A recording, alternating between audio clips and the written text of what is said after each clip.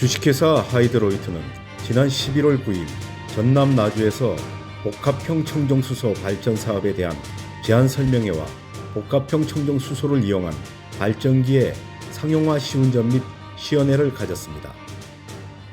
주식회사 하이드로이트는 청정수소를 사용하는 발전기를 만드는 컨소시엄 업체로 주식회사 한국스마트환경, 피크어스, CBC 터빈에너지, GNST가 함께 참여했습니다. 이날 시연회의 대표로 나온 한국스마트환경의 박경득 회장은 인사말을 통해 화석연료 사용으로 인한 온실가스 배출로 당면한 기후위기, 기후재앙은 제어할 수 없는 상태를 넘어섰다면서 오늘 준비를 해놓은 시설은 전문가들이 예측하는 인류 종말의 시간 20년을 조금 더 길게 해볼 수도 있겠다는 신념으로 만들었다고 강조했습니다. 온실가스 배출로 이 당면한 기후위기, 이제 기후재앙이라고 그러지요. 이걸 제어할 수 없는 상태, 소위 티핑 포인트를 넘어섰다. 이렇게 전문가들도 분석하고 저도 그렇게 느끼고 있습니다. 오늘 저희들이 준비를 해 놓은 이 시설은 그 20년을 조금 더 길게 해볼 수도 있겠다 하는 그런 신념으로 만들었습니다. 한국스마트환경의 박경득 회장을 만나 몇 가지를 질문해 보겠습니다. 복합형 청정수소를 이용한 소형 발전소를 상용화함으로써 어떤 효과를 기대할 수 있습니까? 지금 아시다시피 온실가스 문제는 이제 국내뿐만이 아니라 전 세계적으로 어느 누구든지 이게 해결을 해야 될 큰 문제라고 생각하고 있는데, 현실적으로 온실가스를 저감시킨다는 것, 이 과제는 굉장히 어려운 문제가 있습니다. 특히 기술적인 문제인데요. 누구든지 지구촌에 사는 일반 평균의 사람이라면 온실가스 저감은 정말 중요하고 당면한 과제라고 생각하고 있지만, 그렇게 하지 못하는 가장 중요한 이유는 온실가스를 저감시킬 수 있는 기술이 부족한 상태에서 지금까지 우리가 관행적으로 생활을 해왔던 이 온실가스를 발생시키는 이 상황을 개선하기가 어렵다는 데 있습니다.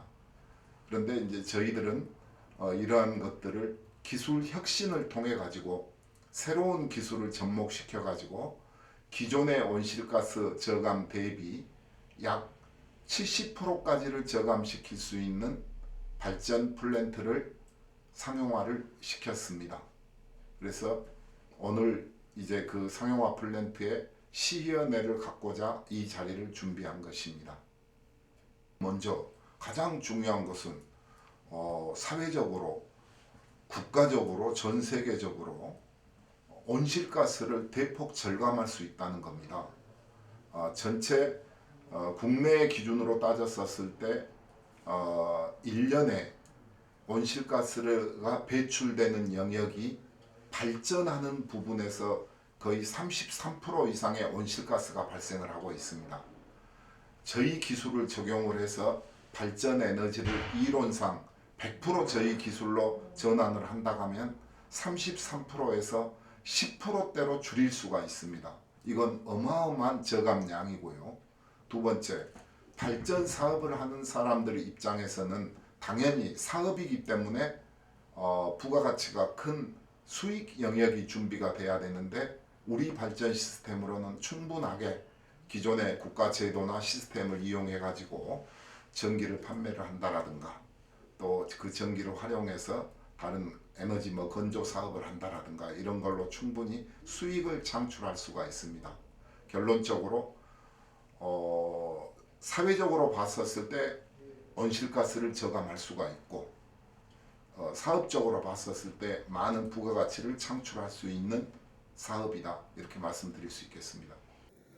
전 정부에서 추진했던 신재생 에너지 정책에는 어떤 문제점이 있었고, 청정수소 복합형 발전소가 상용화되면 신재생 에너지 정책의 문제점은 해결될 수가 있는지요?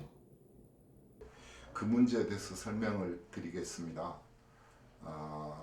우리나라 같은 경우에는 신재생에너지 발전에 대해서 거의 모든 분야에 불리한 조건만을 가지고 있습니다.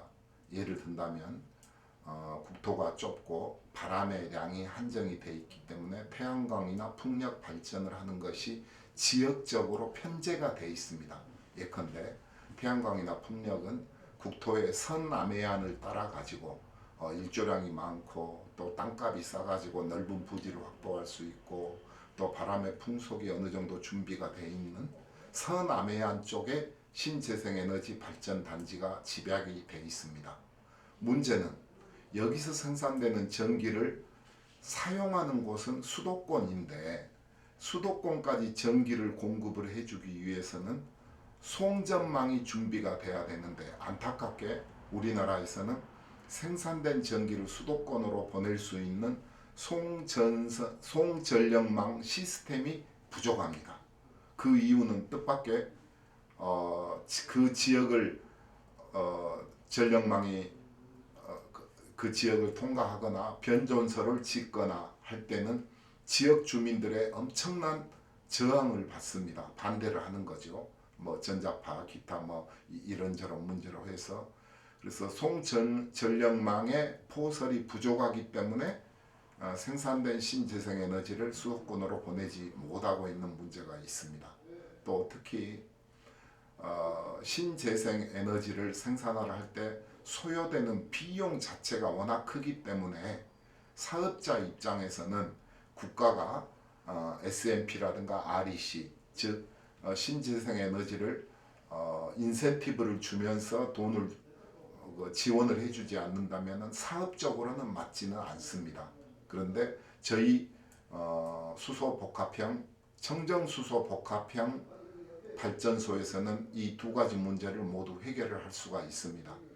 첫 번째, 지역의 편제 문제는 저희들은 신재생에너지에 해당되면서도 지역적인 어떤 한계를 충분히 극복할 수 있습니다.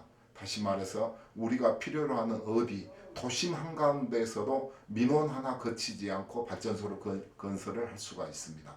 다음에 기술 혁신에 의해 가지고 에너지 효율, 전환 효율을 굉장히 고도화 시켰기 때문에 국가의 지원이 없다 하더라도 충분히 자체 수익을 확보할 수 있는 시스템이 되겠습니다. 청정수소 복합형 발전소에서 생산된 전기를 수도권으로 공급하려면 새로운 송전망이 필요할 것 같고 그 비용도 엄청날 것 같습니다. 그렇다면 태양광이나 풍력 등 신재생 에너지를 이용한 전기를 공급하는데 생기는 문제점은 같아 보입니다. 무엇이 다릅니까? 지금 저희들이 추진하고 있는 청정수소 복합형 발전은 전기를 수요로 하는 그 지역 내에 설치가 되는 것이 주로 앞으로 진행할 사업이기 때문에 다시 말해서 송전망 자체가 필요하지가 않습니다. 그런다고 해서 전선이 필요 없다는 얘기는 아닙니다. 어떤 한 계획된 지역 내에 수요로 하는데 가정이 됐든지 아파트가 됐든지 공장이 됐든지 테마파크가 됐든지 전기를 필요로 하는 데까지는 당연히 전선이 포설돼야 되지만 여기서 포설되는 전선을 송전망이라고 부르지는 않습니다. 제가 아까 말씀드렸던 송전망은 국가 기관 송전망을 말하는 거고 지금 우리가 수소 발전을 해가지고 수요자한테 보내는 전력망은 송전망이라고 부르지 않고 배전선로라고 부르면 됩니다. 여기에 대해서는 어느 누구도 민원이나 기타 장애 요소가 없습니다.